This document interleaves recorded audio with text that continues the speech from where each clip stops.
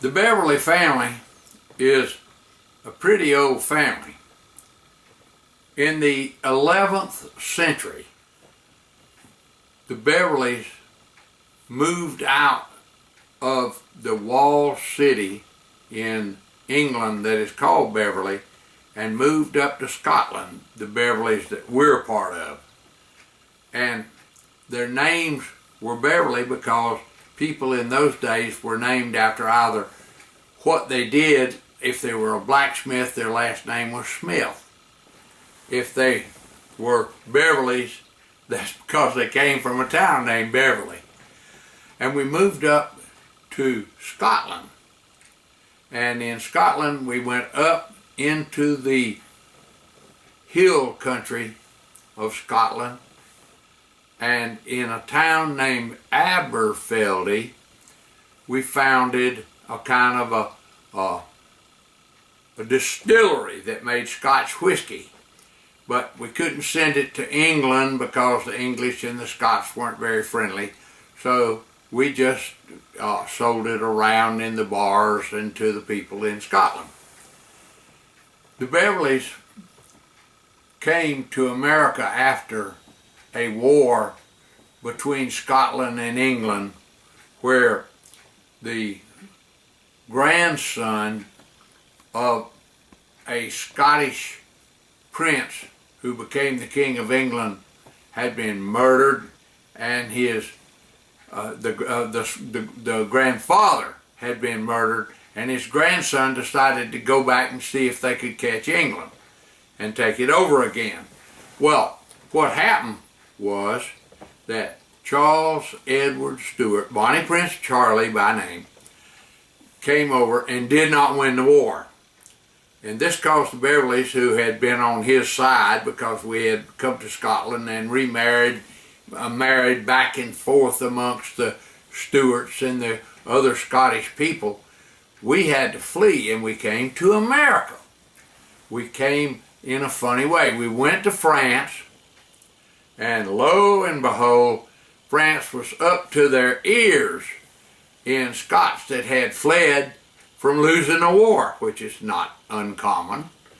And so what they did, the Beverlys did, they went across the Pyrenees Mountains into Spain looking for a place to stay and be people. And the Spanish said, we don't really need a whole bunch of Scots in here telling us how to run our country, but we will give you a real good job. We've got a place in America where we need to build some forts and things, and we're calling it Florida.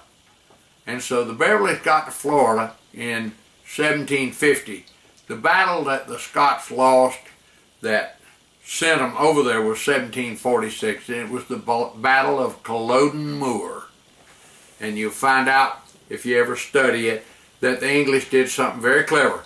They brought the British Navy ashore with their cannons, which were deadly, and the Scots were fighting cannons with swords.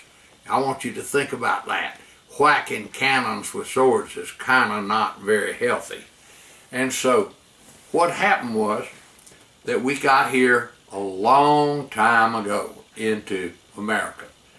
Now, that's part of our family, but the other side of our family is McDowell. And the McDowells are Scots as well. And what they did, what the McDowells did, they were fishermen on the edge of Scotland. And as fishermen, they were strong and big. And one of the McDowells was very, very tall. He was probably about 7 feet tall. And very likely that part of the people in Scotland had fled from Europe after wars with the various people. There's a kind of a semi-legend among the McDowells that one of their ancestors was one of the giants that fought against the Jewish people, but nobody knows because it's so long ago. But anyway, what happened is this. The McDowells the McDowell, the first McDowell, was just a poor person. He didn't have swords and spears and horses and armor, but he was supporting the King of Scotland, who was in a battle with a bunch of people that were coming over trying to take him over from Denmark, because the Danes wanted to own as much of the country around Great Britain as they possibly could. And so the king got whopped off his horse, and the McDowell, the first McDowell, this big man, took his boat oar that he was using as a battle tool and knocked a Dane off his horse, and he picked the king up and sat him on that horse, and then he stole the sword from the person he'd knocked off the horse and gave it to the king, who'd lost his sword, and then he took the person he'd knocked off the horse and kind of wrung his neck a little bit so his head looked one way and he walked the other. Now, when the battle was over and the Scots had won, the king sent for this guy. And the family had no family name at that time. They were just fishermen. Their name was Joe or Fred or somebody. And so when a king gave you a name, that became your name of your whole family forever. And he said, I am going to make you a knight. You're going to be one of my guardians. You're going to fight. If anybody challenges me, you will fight my battles, and your sons and their sons will fight my battles. Because in those days, you didn't go to court to sue somebody. You went to a battle, to a combat, and combat decided who won the lawsuit.